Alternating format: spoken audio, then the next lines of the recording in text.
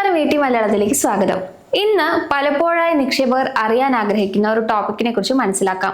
എപ്പോഴും ഒരു ഉദാഹരണം പറയുന്നത് കാര്യങ്ങൾ മനസ്സിലാക്കാൻ കൂടുതൽ എളുപ്പമാകും. ഇന്ന് നമുക്ക് ഉദാഹരണം പറയാൻ കുഞ്ഞിരാമായണത്തിലെ കുഞ്ഞിരാമനെ തന്നെ എടുക്കാം. തങ്കമണിയുമായുള്ള കല്യാണം കഴിച്ചതിന് ശേഷം കുഞ്ഞിരാമൻ കുറച്ചൊക്കെ പൈസ ഉണ്ടാക്കാമെന്ന് കരുതി ഓഹരി വിപണിയിൽ നിക്ഷേപിക്കാൻ തീരുമാനിച്ചു. അങ്ങനെ കുഞ്ഞിരാമൻ അക്കൗണ്ടൊക്കെ തുടങ്ങി ഒരു സ്റ്റോക്കിൽ ഇൻവെസ്റ്റ് ചെയ്യാൻ തീരുമാനിച്ചു. വളരെ കുറഞ്ഞ വിലയുള്ള ഓഹരികൾ ഏതാണ് എന്ന് നോക്കിയ കുഞ്ഞിരാമൻ സാധന ബ്രോഡ്കാസ്റ്റ് എന്ന ഓഹരി കണ്ടെത്തുകയും ചെയ്തു. കുഞ്ഞിരാമൻ 3 രൂപ നിരക്കിലാണ് ഓഹരി വാങ്ങിയത്. കുഞ്ഞിരാമൻ ട്രേഡിംഗ് അക്കൗണ്ട് തുടങ്ങിയ കാര്യം ലാലു അറിഞ്ഞു. അങ്ങനെ ലാലു കുട്ടേട്ടനെ കൊണ്ടും അക്കൗണ്ട് ഓപ്പൺ ആക്കി. പിന്നീട് കുഞ്ഞിരാമൻ വാങ്ങിയ ഓഹരി എന്താണെന്ന് കണ്ടെത്തി. കാരണം കുഞ്ഞിരാമൻ വാങ്ങിയ ഓഹരി അപ്പോഴേക്കും വലിയ പ്രചരണം കിട്ടിയിരുന്നു. യൂട്യൂബിലും ടെലഗ്രാമിലും ഒക്കെ കമ്പനിയെ കുറിച്ച് കുറെ ഹൈപ്പ് വാർത്തകൾ ഇവർ കണ്ടിരുന്നു. വാർത്തകൾ കണ്ടു തുടങ്ങിയപ്പോഴേക്കും 3 രൂപയിലുണ്ടായിരുന്ന ഓഹരി 33 രൂപ വരെ എത്തി. അതായത് മാസങ്ങൾ കൊണ്ട് 1000% ലാഭമാണ് കുഞ്ഞിരാമന് കിട്ടിയതെന്ന് സാരം. കുട്ടേട്ടനും ലാലുവും കൂടി ന്യൂസ് കൂടി കണ്ടതോടെ വലിയൊരു തുക ഓഹരിയിൽ നിക്ഷേപിച്ചു. പക്ഷെ സ്റ്റോക്ക് ഉയർന്ന വിലയിൽ എത്തിയതോടെ പിന്നീട് ഓഹരിയിൽ വലിയ ക്രാഷ് ആണ് കാണാൻ സാധിച്ചത്. കുട്ടേട്ടന്റെ പണം മുഴുവൻ നഷ്ടപ്പെട്ടു. കുഞ്ഞിരാമൻ 4-5 മാസം കൊണ്ട് 1000% റിട്ടേൺ ഉണ്ടാക്കിയതുപോലെ എല്ലാവർക്കും പറ്റുമോ? ഉത്തരം ഇല്ല എന്ന് തന്നെയാണ്. കാരണം ഇത് വെറും ഒരു ഉദാഹരണമാണ്. സാധന ബ്രോഡ്കാസ്റ്റ് എന്ന കമ്പനി നടത്തിയ തട്ടിപ്പായിരുന്നു അത്. ഈ തട്ടിപ്പ് നടന്ന കാലയളവ് കൃത്യമായി പറഞ്ഞാൽ 2022 ഏപ്രിൽ മുതൽ 2022 നവംബർ വരെയാണ്. ഏപ്രിൽ മാസത്തോടെയാണ് ഈ കൃത്രിമ നീക്കങ്ങൾ ആരംഭിച്ചത്. അന്ന് ഓഹരി വില ഏകദേശം 2.5 രൂപയായിരുന്നു. കൃത്രിമമായി വോളിയം കൂട്ടാനും വില ഉയർത്താനുമുള്ള ശ്രമങ്ങൾ അന്ന് തന്നെ തുടങ്ങിയിരുന്നു. ജൂലൈ മാസത്തോടെയാണ് പ്രധാനപ്പെട്ട യൂട്യൂബ് ചാനലുകൾ വഴി തെറ്റായ വാർത്തകൾ പ്രചരിപ്പിച്ചത്. ഈ സമയത്താണ് വില 33 രൂപ വരെ കുതിച്ചുയർന്നത്. പിന്നീട് ഉയർന്ന വിലയിൽ പ്രൊമോട്ടർമാരും മറ്റു മാനിപ്പുലേറ്റർമാരും തങ്ങളുടെ ഓഹരികൾ വിറ്റൊഴിക്കാൻ തുടങ്ങി. ഇതുകൊണ്ട് സാധാരണക്കാർ വലിയ നഷ്ടത്തിലായി. 2022 നവംബർ വരെയാണ് സെബി ഈ കേസിൽ അന്വേഷണം നടത്തിയത്. പിന്നീട് 2023 മാർച്ചിൽ സെബി ഇതിനെതിരെ ഇടക്കാല ഉത്തരവ് പുറപ്പെടുവിക്കുകയും തുടർന്ന് വിശദമായ അന്വേഷണത്തിന് ശേഷം 2025 കർശന നടപടികൾ സ്വീകരിക്കുകയും ചെയ്തു. ഈ കേസിൽ സാധാരണക്കാരെ പറ്റിക്കാൻ സോഷ്യൽ മീഡിയയാണ് പ്രധാനമായും ഉപയോഗിച്ചത്. മണി വൈസ്, ദ അഡ്വൈസർ തുടങ്ങിയ യൂട്യൂബ് ചാനലുകൾ വഴി ഈ കമ്പനിയെ കുറിച്ച് വ്യാജവും തെറ്റായുമായ വാർത്തകൾ പ്രചരിപ്പിച്ചു. ഒരു വലിയ വിദേശ കമ്പനി സാധന ബ്രോഡ്കാസ്റ്റിനെ ഏറ്റെടുക്കാൻ പോകുന്നുവെന്നും ഇതിൽ നിക്ഷേപിച്ചാൽ കോടികൾ ലാഭം ഉണ്ടാക്കാമെന്നും ഇവർ പ്രചരിപ്പിച്ചു. മാർച്ച് 2022 40% പ്രൊമോട്ടർ ഹോൾഡിംഗ്സ് ഡിസംബർ ആയപ്പോഴേക്കും 25% കുറഞ്ഞു. അതായത് സാധാരണക്കാരെ കൊണ്ട് വില ഉയർത്തിച്ച് ആ വിലയിൽ പ്രൊമോട്ടർമാർ തങ്ങളുടെ പണം സുരക്ഷിതമാക്കി പിന്മാറി. ഇതിനെയാണ് എക്സിറ്റ് ലിക്വിഡിറ്റി എന്ന് പറയുന്നത്. ഈ തട്ടിപ്പിൽ പങ്കാളികളായ 59 പേർക്കെതിരെ സെബി നടപടിയെടുത്തു. പ്രശസ്ത നടൻ അർഷാദ് വാർസി, അദ്ദേഹത്തിന്റെ ഭാര്യ, സഹോദരൻ എന്നിവരടക്കം നിരവധി പേരെ വിപണിയിൽ നിന്നും വിലക്കി. ഇവർ മാനിപ്പുലേറ്റർമാരുടെ നിർദ്ദേശപ്രകാരം വോളിയം കൂട്ടാൻ സഹായിച്ചു എന്നാണ് കണ്ടെത്തൽ. ഏകദേശം 20 കോടി രൂപ പിഴ ചുമത്തുകയും പലരെയും 1 വർഷം മുതൽ 5 വർഷം വരെ വിപണിയിൽ ഇടപെടലിൽ നിന്ന് തടയുകയും ചെയ്തു. ഇന്ന് നമ്മൾ മനസ്സിലാക്കാൻ പോകുന്നത് ഇത്തരം മാർക്കറ്റ് മാനിപ്പുലേഷനെ കുറിച്ചാണ്.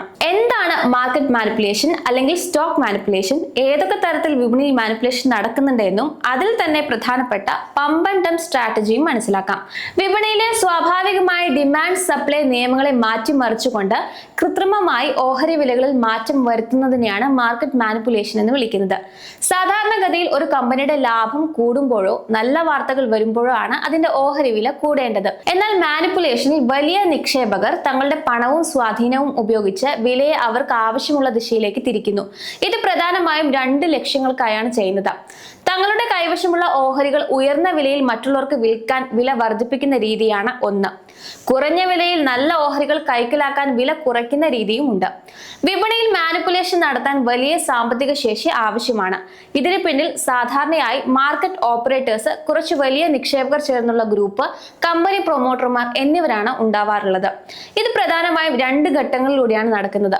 തെറ്റായ വിവരങ്ങൾ പ്രചരിപ്പിക്കുക എന്നതാണ് ആദ്യ ഘട്ടം. സോഷ്യൽ മീഡിയ വഴിയോ പെയ്ഡ് ന്യൂസുകൾ വഴിയോ ഒരു കമ്പനിയെ കുറിച്ച് അമിതമായ പ്രതീക്ഷകൾ നൽകുന്നു. ഇതിനെ ഹൈപ്പ് ക്രിയേഷൻ എന്ന് വിളിക്കുന്നു. ഒരേ ഗ്രൂപ്പിലുള്ളവർ തമ്മിൽ ഓഹരികൾ വാങ്ങുകയും വിൽക്കുകയും ചെയ്യുന്നു. ഇത് കാണുമ്പോൾ വിപണിയിൽ വലിയ ഇടപാടുകൾ നടക്കുന്നുണ്ട് എന്നും വലിയ ഡിമാൻഡ് ഉണ്ടെന്നും സാധാരണക്കാർക്ക് തോന്നും. ഇതിനെയാണ് വോളിയം മാനിപ്പുലേഷൻ എന്ന് പറയുന്നത്. മിക്കപ്പോഴും റീറ്റെയിൽ നിക്ഷേപകർ വിപണിയിലെ ഫോമോ അഥവാ അവസരം നഷ്ടപ്പെടുമോ എന്ന പേടിയുള്ളവരാണ്. ഒരു ഓഹരി 10 മുതൽ 20% ഒക്കെ കൂടുന്നത് കാണുമ്പോൾ ലാഭം കിട്ടുമെന്ന പ്രതീക്ഷയിൽ അവർ അവസാനം ചാടി വീഴുന്നു. ആ സമയം നോക്കി വലിയവർ ലാഭമെടുത്ത് പിന്മാറുന്നു. ഏറ്റവും സാധാരണമായി നടക്കുന്ന പമ്പ് ആൻഡ് ഡംപ് രീതിയാണിത്. ഇത് കൂടാതെ spoofing, wash trading, bear raid, painting the tape എന്നിങ്ങനെയുള്ള രീതികളും മാനിപ്പുലേറ്റ് ചെയ്യാൻ വേണ്ടി ഉപയോഗിക്കും. ബാക്കിയുള്ള മാനിപ്പുലേഷൻ മെത്തേഡ്സ് വെച്ചുകൊണ്ടുള്ള എക്സ്പ്ലനേഷൻ മറ്റൊരു വീഡിയോയിൽ വ്യക്തമാക്കുന്നതാണ്. പമ്പ് ആൻഡ് ഡംപ് എങ്ങനെ തിരിച്ചറിയാം?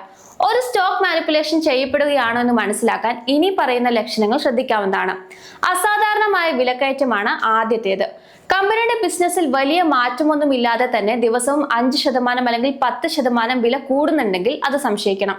വ്യാജ വാർത്തകളും പ്രൊമോഷനും തന്നെയാണ് അടുത്തത്. വാട്സ്ആപ്പ്, ടെലിഗ്രാം, ഇൻസ്റ്റഗ്രാം എന്നിവയിലൂടെ ഈ സ്റ്റോക്ക് അടുത്ത മാസത്തിനുള്ളിൽ 500% ലാഭം തരും എന്ന രീതിയിലുള്ള മെസ്സേജുകൾ വരുന്നത് പമ്പ് ചെയ്യുന്നതിന്റെ ലക്ഷണമാണ്. വോളിയം സ്പൈക്ക് ആണ് മറ്റൊരു സിഗ്നൽ. പെട്ടെന്നൊരു ദിവസം ലക്ഷക്കണക്കിന് ഓഹരികൾ കൈമാറ്റം ചെയ്യപ്പെടുകയും എന്നാൽ കമ്പനിയിൽ പുതിയ മാറ്റങ്ങളൊന്നും ഇല്ലാതിരിക്കുകയും ചെയ്യുന്നത് വലിയവർ പണമിറക്കി വില ഉയർത്തുന്നതിന്റെ സൂചനയാവാം. മോശം ഫണ്ടമെന്റൽസ് ഉള്ള കമ്പനികളിൽ കാണുന്ന പെട്ടെന്നുള്ള വിലക്കയറ്റം ശ്രദ്ധിക്കേണ്ട ഒന്നാണ്.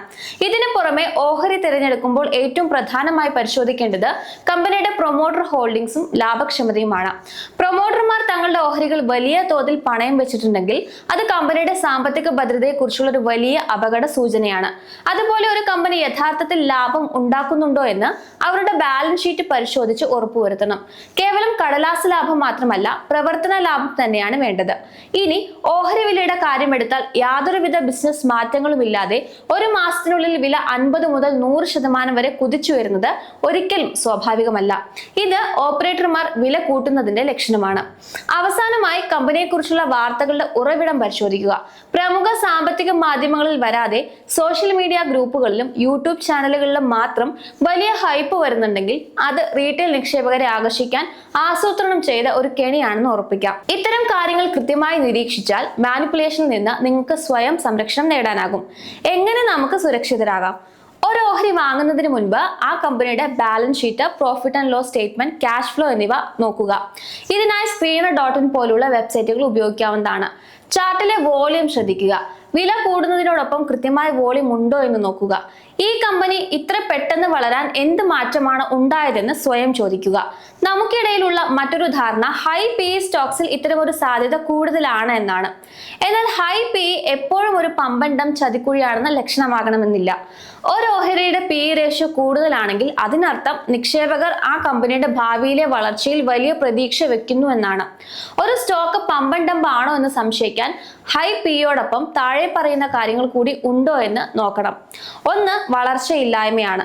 കമ്പനിയുടെ ലാഭം കൂടുന്നില്ല, പക്ഷെ ഓഹരി വില മാത്രം കുതിച്ചു വരികയും പി 500-1000 കടക്കുകയും ചെയ്യുന്നു. മൈക്രോ ക്യാപ്സ് ആണോ നോക്കുക. യാതൊരു ബിസിനസ് മോഡലും ഇല്ലാത്ത ഒരു ചെറിയ കമ്പനിയുടെ പി പെട്ടെന്ന് വർദ്ധിക്കുന്നത് മാനിപ്പുലേഷൻ ലക്ഷണമാകാം. വലിയ വാർത്തകളൊന്നുമില്ലാതെ തന്നെ ദിവസവും അപ്പർ സർക്യൂട്ട് അടിക്കുകയും പി വല്ലാതെ ഉയരുകയും ചെയ്യുന്നതും അപകടമാണ്. ഉയർന്ന പി കാണുമ്പോൾ അത് കമ്പനിയുടെ ബിസിനസ് വളർച്ചയാണോ അതോ വെറും വിലക്കയറ്റം മാത്രമാണോ എന്ന് ബാലൻസ് ഷീറ്റുകൾ പരിശോധിച്ച് ഉറപ്പുവരുത്താവുന്നതാണ്. വിപണിയിലെ മാനിപ്പുലേഷൻ ഒരു വേലിയേറ്റം പോലെയാണ്. കടൽ പിന്മാറുന്നത് കാണുമ്പോൾ ചാടി പുറപ്പെട്ടാൽ നമ്മൾ കുടുങ്ങും. തിരമാലകൾ അടങ്ങിയ ശേഷം ശാന്തമായി നിക്ഷേപിക്കുന്നതാണ് ബുദ്ധി.